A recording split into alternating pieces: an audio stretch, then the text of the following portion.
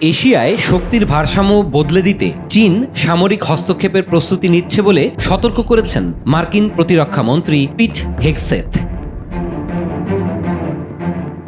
সিঙ্গাপুরে অনুষ্ঠিত শাং-লি-রা ডায়ালগে যুক্তরাষ্ট্রের প্রতিরক্ষা মন্ত্রী পিট হেগসেথ এর কণ্ঠে স্পষ্ট হয়ে উঠেছে যে এশিয়ায় ভূ রাজনৈতিক উত্তেজনায় নতুন মাত্রা তৈরি হয়েছে। হেগসেথ সরাসরি সতর্ক করেছেন চীন এখন সামরিক হস্তক্ষেপের বাস্তব প্রস্তুতি নিচ্ছে, বিশেষ করে ইন্দো প্যাসিফিক অঞ্চলে শক্তির ভারসাম্য বদলে দিতে বেইজিং কাজ শুরু করেছে।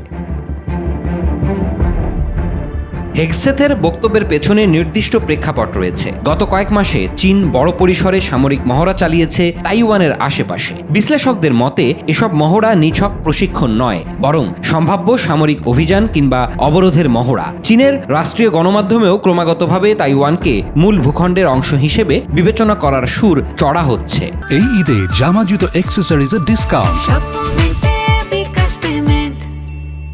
বিবিসি, সিএনএন সহ আরও কিছু আন্তর্জাতিক সংবাদ মাধ্যমে সাম্প্রতিক প্রতিবেদনে উল্লেখ করা হয়েছে পিপলস লিবারেশন আর্মি বর্তমানে জল, স্থল ও আকাশপথে একযোগে আগ্রাসী অপারেশন পরিচালনার সক্ষমতা অর্জন করেছে, যার কেন্দ্রবিন্দুতে রয়েছে তাইওয়ান। বিশেষ করে চীনের সামুদ্রিক শক্তি ও ক্ষেপণাস্ত্র প্রযুক্তির উন্নয়ন এই ইঙ্গিতই দিচ্ছে। সামরিক প্রস্তুতি এখন কেবল প্রতিরক্ষামূলক নয়, তা আগ্রাসী কৌশলেও ব্যবহৃত হতে পারে।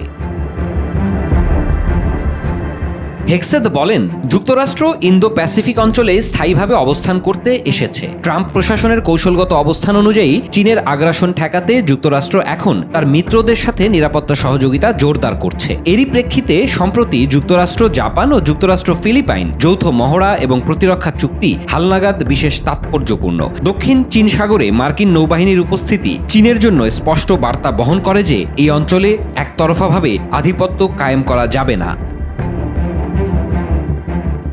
তাইওয়ান চীন ও যুক্তরাষ্ট্রের মধ্যে ভূ রাজনৈতিক উত্তেজনার কেন্দ্রবিন্দুতে পরিণত হয়েছে। তাইওয়ানকে ঘিরে পিপলস লিবারেশন আর্মি এর সম্প্রসারিত তৎপরতা কেবল চীনের একত্রীকরণ আকাঙ্ক্ষার প্রতিফলন নয়, বরং যুক্তরাষ্ট্রের উপস্থিতিকে চ্যালেঞ্জ জানানোও বটে। তবে হেগসেথ ট্রাম্প প্রশাসনের অবস্থান স্পষ্ট করে বলেন, আমার প্রেসিডেন্সিতে চীন কখনোই তাইওয়ান আক্রমণ করতে পারবে না। এটি কেবল কূটনৈতিক সংকেত নয়, বরং সম্ভাব্য সামরিক সুরক্ষার আশ্বাসও।